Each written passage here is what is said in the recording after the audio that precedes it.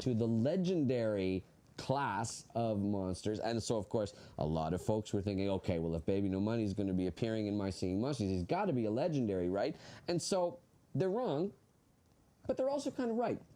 And the reason I say that they're kind of right is that because Paranormal Carnival exists in the beyond, it has this sort of influence from the human world. Ooh, and the Department of Monstrous Anomalies is sort of involved somehow in, like, you know, it seems either the creation or the influence in some major way of Paranormal Carnival itself. And so the other point I wanted to comment about Scallyrags is that it has this special designation. It is the Rascal Paranormal. Ooh, and each of these paranormal hybrids, much like the core paranormal, so Arcarina, Owlesque, Harriet, and someone you'll find out about momentarily, they all have these special names. So rather than just being this is a, you know, control hoax hybrid, it has this special designation of being the Rascal Paranormal. We'll get into details about what the other designations of our brand new paranormal hybrid of the carnival.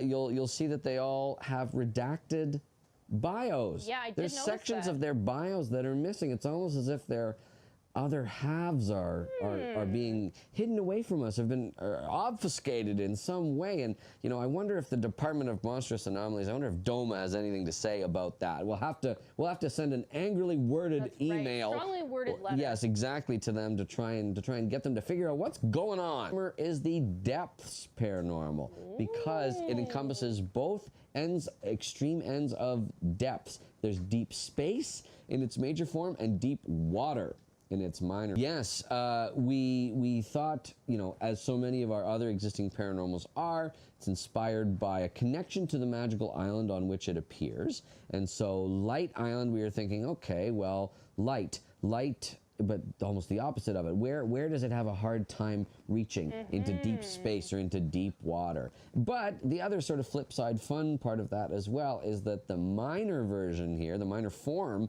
of Shimmer, is inspired in part by a mantis shrimp. Oh! Yes, which actually has the ability to produce light as it thrusts forth its little hands and knocks somebody out. But anyway, collect these monsters on Celestial Island, and who knows if more players engage with Celestial Island, maybe the Celestials themselves will be inspired to try and ascend even further to their elder forms. That's a wink, wink, nudge, nudge for the community. So, yeah, so those are rebalanced, and we'll talk a little bit more about why there's no better time than right now to pick up these monsters from the market.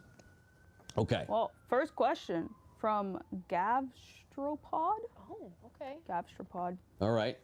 Was there some discovery that proved Wanderer Island's existence to the contemporary monster world, like the cave paintings and the mythical constellations, for example? I'm sorry, Baby No Money.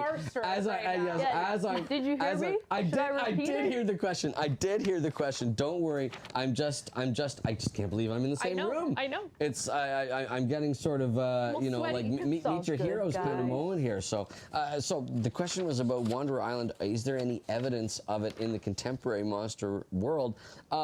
There is. And some of it is out there already, but some of it is actually yet to be released, yet to be formally introduced in My Singing Monsters. So you'll sort of have to wait and see how that actually comes to pass. But yes, everything that we know about Wanderer Island, there are certain facets of it from a landscape and landmark feature that have a lot in common with certain contemporary islands in the monster world. Something about, like, you know, a beacon calling people home. There's definitely something analogous, I would say, in the contemporary monster world that is connected to that. Also, perhaps where seasonal monsters reside. That's one sort of piece of evidence. And you might be thinking to yourself, Gavstropod, yeah, but that island that or that thing that you are alluding to has been around for a while. Why would we suddenly be able to draw an association between it? Well, I have been conducting a series of interviews with the monsters native to that island, and something about the time of year and perhaps interesting and other exciting developments, they're suddenly more talkative than before. They're revealing more details of their. Go ahead. Mr. Money. Mr. Money. All right, sure. From Zenrock Dark. Is Rare and Shandling holding its horns as a reference to the Entbrat concept art? Zenrock Dark, bingo, bang on. That's exactly what it is. Yes. Easy. Jen, do you want to ask a question? You do. One word answer. Meanwhile, it's me going blah blah blah blah blah blah blah about the earlier one. But yes, that's exactly what we did. And I saw a lot of people when Rare Enchantling was released going like, oh, this feels like a quote unquote classic Rare. We think all of our Rares are classics, for the record. But yeah, we definitely had some fun with calling upon older concepts. Monster designs when it came time to do it. It felt fitting for the end of the Rare Magical class to sort of bring it back to us, our core. Mind asking the next question? Sounds good. The Extravagant Castles bio says monster residents have personal assistants. Are said assistants another monster, machine, or something else entirely? I bet you have a lot of assistants. Yeah. Oh yeah. Yeah. Well, as a famous person, TM, you have sort of an entourage following you around at any given moment, That's right? true.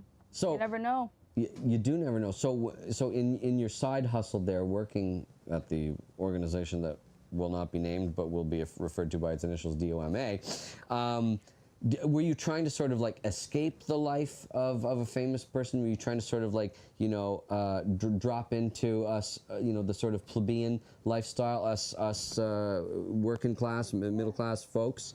Always gotta stay humble. Oh, true, very true. Oh, I love your attitude, baby no money. Okay, so the question was, do monsters, what are these assistants that the Extravagant Castles bio refers to? Well, monsters, by very virtue of the fact that they're monsters, have big imaginations. And sometimes those assistants are just their imaginary friends. But which is fine. Imaginary friends are good. Hey, in the case of Mythicals, they can sort of use Dreamcraft to bring their imaginary friends to life on Mythical Island. So, you know, don't knock it till you've tried it. But another being that runs around and often serves in this assistant role are Barbloos. Barbloos. They're the things on the Barbloo stack. They're not singing monsters per se, but they are denizens of the monster world, and they are sort of a little sort of helper class. Think Oompa Loompa. Are those what your assistants are like? Not quite. Can I be your assistant? Oh. I'm really good. Do you have any positions open? Wait a minute, Yeah. Are you quitting? Don't do it. We'll we talk need you, later. Monster Handler Jen. Unless you'd be doing my side your gig. side hustle. Okay, Side sort of like hustle. Baby No Money Yeah. side hustle. All right. Well, that Your I can side quest. tolerate, but I don't want you going anywhere. not Okay, going we need your monster handling expertise. Okay, so Blues. Yeah. So what's our next question is from the Dreamcrafter, I think. Can paranormals switch between their two forms, or are they each exclusive to their own timeline? Oh, what an interesting question, the Dreamcrafter. Can they switch between their forms? Well, certainly as of version 5.0 and the discovery of Paranormal Carnival, doesn't look like it. Doesn't look like it, does it? There is one thing we've not yet discussed much about, and that's a mysterious object right smack dab in the center of Paranormal Carnival, which if you interact with it, you'll learn that it is a mysterious structure called the Centrifuge. I did see that. The Centrifuge. Not a lot is understood. Not a lot is understood. Not a lot is understood about the Centrifuge at this time, but perhaps the future will bring more revelations. Who knows? So the future will bring more revelations. Who knows? So can they switch between their forms? Doesn't seem like it. Currently, doesn't seem like it currently. So maybe they are confined to their own timelines, the mirror and the main timeline. We're still learning a lot. Yeah. So for Dreamcrafter, I guess the answer for right now is sadly no. Perhaps they can pop them in the comments on the video. Yes, absolutely. And then we'll gather them for next time. Sounds So good. Flapjack. Oh. Great name. Oh, I'm hungry now, suddenly. They want to know what inspired this island to use and generate star power, and I think that they are referring to Paranormal Carnival. Yes, Flapjack. Great question. So, star power, an unusual currency there. I'll do all the hand gestures. What inspired us to choose, or why Paranormal Carnival generates star power in the first place, is that it's in the beyond. It's among the stars. We know that there's an interesting connection so far with what's going on with the Star Shaper, possibly, and connections to the star rocks, which themselves cost star power. So it kind of felt like star power is this thing that like can attach to the monster world, but that feels a little separate. From it. And from a mechanical standpoint, star power right now, there's only a few ways that you can collect it. You can collect it by, of course, joining a tribe on Tribal Island.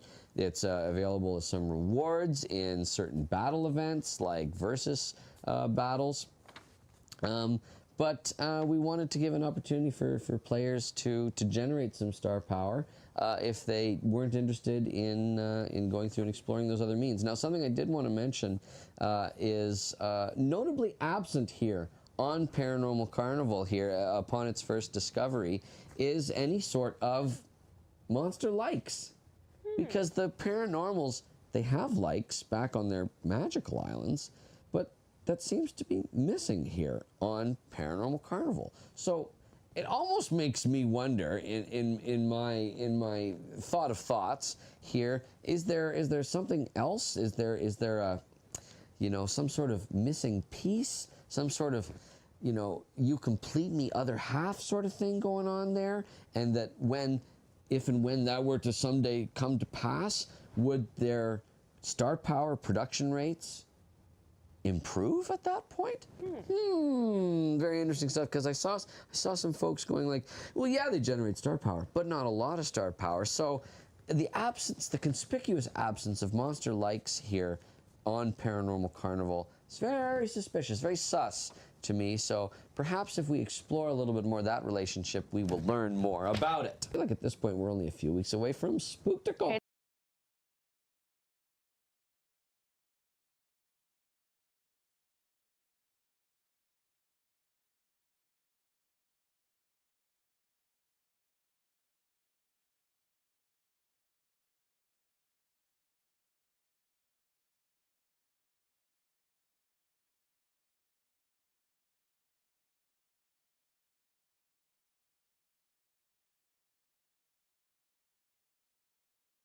Paranormal. That would make sense.